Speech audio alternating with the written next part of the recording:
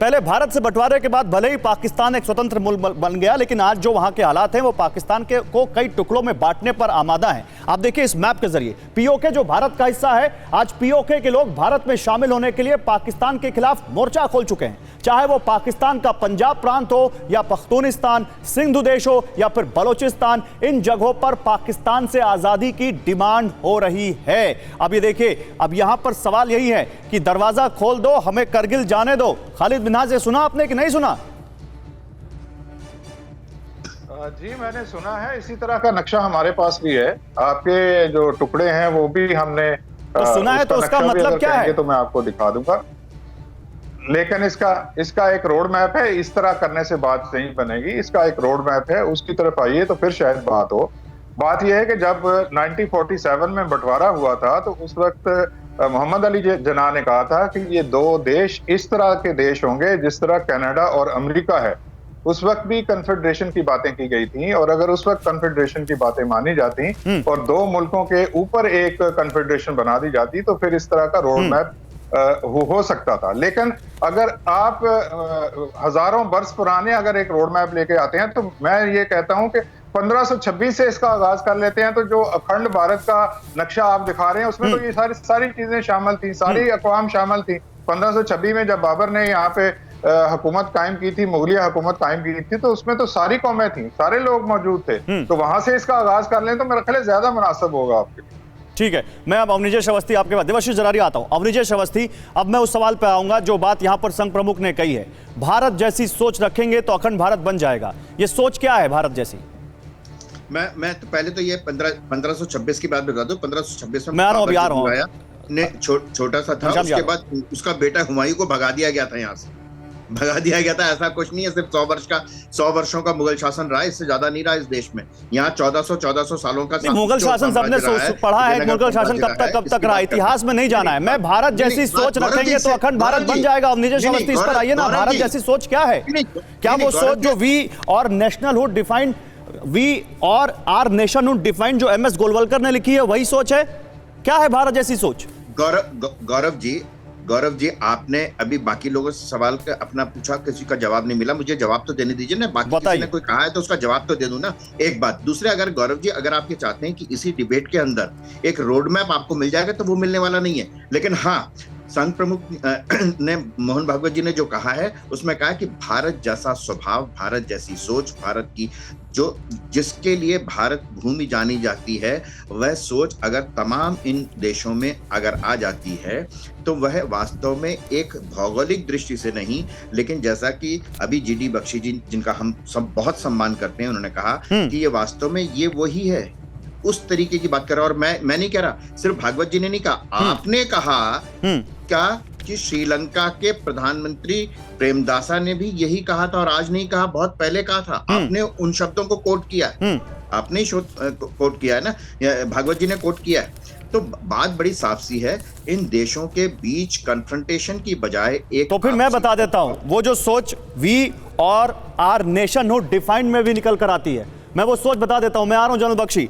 देखिए, ये किताब है we or our nationhood defined, MS Golwalkar ने लिखी है, दूसरे सरसंघचालक संघ के। और उन्होंने अपनी किताब के पेज नंबर 26 पर क्या लिखा है, वो लिखते हैं, at the outset we must bear in mind that so far as nation is concerned, all these who fall outside the fivefold limits of that idea can have no place in national life unless they abandon their differences, adopt the religion, culture and language of the national and completely merge themselves in national race. So long as they maintain their racial, religious and cultural differences, they cannot but be only foreigners who may be either friendly or inimical to the nation. ये देवाशीष जरारिया, यही वो सोच है? अगर आप हमारी national race के साथ आएंगे तो आप हमारे साथ रहेंगे, तो आप यहाँ पर इस भारत, अखंड भारत का हिस्सा हैं, लेकिन आप फ्रेंडली तो हो सकते हैं लेकिन इस देश के नागरिक नहीं हो सकते। क्या यही है वो भारत जैसी सोच? देखिए, बिल्कुल साफ साफ है कि अखंड भारत का जो स्वरूप आप बता रहे हैं, तो मैंने अखंड भारत के कई नक्शे आरएसएस के कई संस्थाओं में देखे हुए, और उनका एक अपना झंडा है, अपना सोच है, अपना विचार है। वरना आरएसएस न भारत के संविधान को मानता है, न तिरंगे झंडे को मानता है। इस अखंड भारत के स्वरूप में मैं तो यहाँ तक कहना चाहता हूँ कि बहुत बड़ी बात है, आपने अखंड भारत में देशों को मिला रहे हो। मैं तो यहाँ कहना चाहता हूँ, इस डिबेट में 4-5 लोग बैठे हैं। अवस्थी जी आरएसएस के विचारक है, यहाँ एक पाकिस्तान के पत्रकार भी बैठे हुए। मैं तो ये कह रहा हूँ, ये आपस में अवस्थी जी एक पत्रकार को ही मना ले कि वो इस अखंड भारत का हिस्सा बन जाएगा, तो मैं मानूंगा कि आज ही शुरुआत हो गई और मैं अपने जीवन काल में अखंड भारत को देख लूंगा। मैं तो चुनौती देता हूँ कि यहाँ ही मना ले। जब ये यहाँ नहीं मान रहे, यहाँ पर आप उनकी विचारों को नहीं मान रहे, आप उनके धर्म का सम्मान, यहाँ आप बैठ के क्या कहते हैं, उनको नीचा दिखा रहे हो। जब वो व्यक्ति नहीं मान रहा तो एक देश है, करोड़ों की आबादी का देश है, उसको आप मिला लोगे? हास्यास्पद, मैंने उनके धर्म पूरी डिबेट की हास्यास्पद है। और मुझे समझ में नहीं आता कि आप उनको सुनते रहेंगे, आप उनको सुनते रहेंगे। एजेंडा में हम लोग देवाशीष सरारिया, उन्होंने मिलिट्री वाइज रिजेक्ट नहीं किया है, उन्होंने मिलिट्री वाइज रिजेक्ट नहीं किया इस चीज को। गौरव जी, आप उनको सुनते रहेंगे। अरे सुनिए ना अवनीश जी, रुकिए एक मिनट, आपको बोलने दिया। देवाशीष सरारिया, उन्होंने रिजेक्ट नहीं किया है। मैंने उनके धर्म के बारे में क्या कहा है? अरे सर, सुनना तो पड़ेगा आपको भी। आप क्यों नहीं सुनना चाहते? अखंड भारत बनाना चाहते हैं लेकिन सुनना नहीं चाहते अवनीश जी। उनके धर्म के बारे में अवनीश जी, अखंड भारत बनाना है तो सुनना तो पड़ेगा ना। मैंने अवनीश जी, अखंड भारत बनाना है तो सुनना पड़ेगा ना, सुनना पड़ेगा अवनीश जी, ऐसे नहीं होगा। अवनीश जी, दूसरे को भी सुनना पड़ेगा। देवाशीष सरारिया, लेकिन उन्होंने मिलिट्री वाइज रिजेक्ट नहीं किया था। उनके बारे में क्या कहा है? अवस्थी जी, सुन लीजिए। की आप बात कर रहे हो, वह बुद्धिस्ट था, हिंदू राष्ट्र नहीं था। आप कितने कल्चर्स को डिफाइन करोगे? अच्छा ठीक है, कितने कल्चरों को, ओके, कितने कल्चर्स को डिफाइन करोगे? पहले आप ये मान के चलिए कि अगर हम सब धर्मों का समावेश करते हैं, हम सबको इज्जत देते हैं, आप इस तरह की विचारधारा पहले आरएसएस में तो पनपाइए। आप बुलाइए सारे धर्मों के लोगों को, बनाइए उन लोगों को। मैं तो चाहता हूं कि आप किसी मुसलमान को आरएसएस का संचालक बनाइए, सरसंचालक बनाइए, किसी दलित को बनाइए, किसी पंजाबी को बनाइए, किसी क्रिश्चियन को बनाइए। मैं आ रहा हूं आपके पास, खालिद मिन्हाज से पास जाऊंगा। एक मिनट अवनीश जी आ रहा हूं। खालिद मिन्हाज, मुझे ये बताइए, ओके खालिद मिन्हाज, मुझे बताइए, क्या आपको लगता है किसी टर्म में ये संभव है? वो क्या कंडीशंस हो सकती हैं, वो क्या सर्कमस्टांसेस, परिस्थितियां हो सकती हैं जिसमें अखंड भारत बन सके? क्या लगता है आपको? क्योंकि हमारे जो कांग्रेस प्रवक्ता है वो तो कह रहे संभव नहीं है।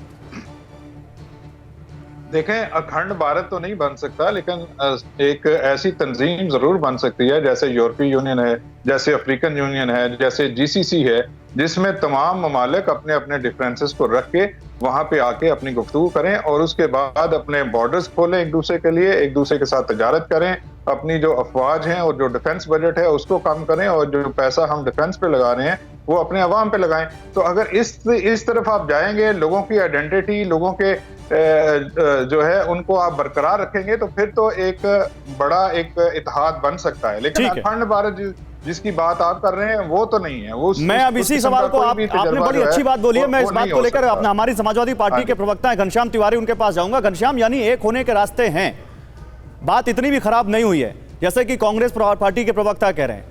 एक होने के रास्ते हैं, लेकिन आपको कुछ उसका वे आउट निकालना पड़ेगा।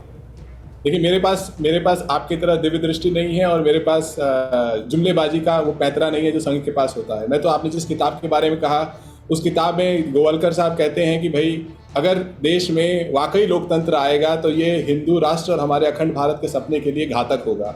आपने लोहिया जी के बारे में कहा, लोहिया जी इन लोगों को जिम्मेदार मानते हैं। आपने जिन लोगों के बारे में कहा, वो लोग किताब में क्या लिखते हैं, 1937 के अहमदाबाद हिंदू महासभा के 19वें अधिवेशन में सावरकर जी क्या कहते हैं कि हिंदुस्तान में दो प्रतिद्वंदी राष्ट्र आसपास रह रहे हैं। मुलायम सिंह जी तो कहते थे पाकिस्तान और बांग्लादेश और भारत एक हो सकते हैं, तो वो ऐसा क्यों कहते थे? आप इनसिक्योर हैं क्या? आप बात पूरी क्यों नहीं करने देते? इधर की बात, समय कम है, आपकी बात जो कह रहे हैं ना वो दूसरी तरफ जा रही है। मैं कह रहा हूं मुलायम सिंह यादव कहते थे कि भारत, पाकिस्तान और बांग्लादेश एक हो सकते हैं, तो वो ऐसा क्यों कहते थे? समय कम है इसलिए पूछ रहा हूं। आप इनसिक्योरिटी दिखाता है, आप बात के मूल नहीं समझ रहे हैं। आप एक ख्याली पुलाव को पका रहे हैं जनता के लिए। आधे घंटे से सर हम बात कर रहे हैं और हम इनसिक्योर हैं, परेशान है, महंगाई से हम राजनीति में नहीं जाना चाहते सर, हम इनसिक्योर नहीं है, ना हम पॉलिटिक्स में है, ना हम इनसिक्योर होंगे। मैं तो आपसे पूछ रहा हूं मुलायम सिंह यादव ऐसा क्यों कहते थे, उसका जवाब दे दीजिए। आप टू द पॉइंट रहिए, मुझे कोई दिक्कत नहीं है, मैं नहीं बोलूंगा बीच में। टू द पॉइंट वर्तमान है कि हमारे देश की जमीन चीन ने हथियाई हुई है, आप चुप है, आप अखंड भारत का सपना देख रहे हैं। प्रतिदिन हिंदू मुस्लिम बहस होती है, आप अखंड भारत का सपना देख रहे हैं। मणिपुर जल रहा है, आप अखंड भारत। ठीक है, ये बात आप कह चुके हैं। जनरल बख्शी आप क्या कह रहे हैं? ओके, ये बात आप कह चुके हैं घनश्याम। जनरल बख्शी, देखिए, अच्छा, thank you Ghanshyam ji, thank you.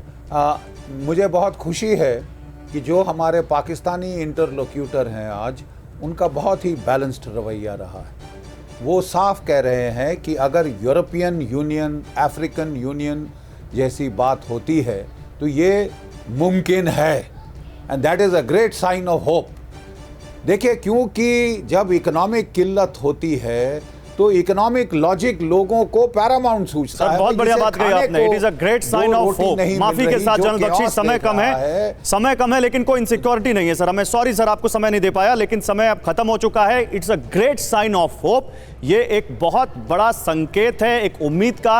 अखंड भारत या फिर यूरोप की तरह कोई तंजीम, एक साइन तो यहां पर इस डिबेट में भी दिखा है। बहुत शुक्रिया आप तमाम लोगों का।